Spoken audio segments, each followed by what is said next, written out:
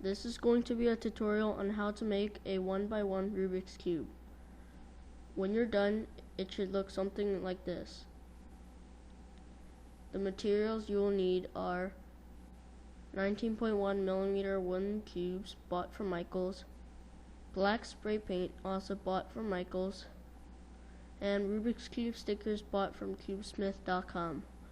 Optional items also include toothpicks,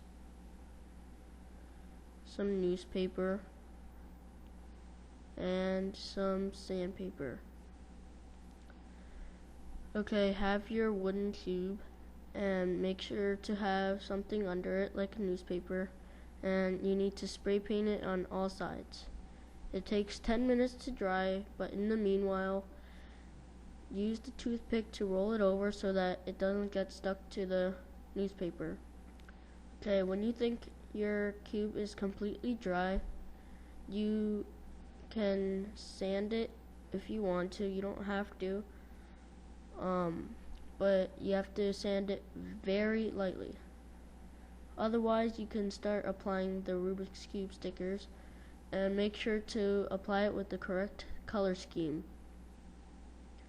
Okay, so thanks for watching, and this is your end product.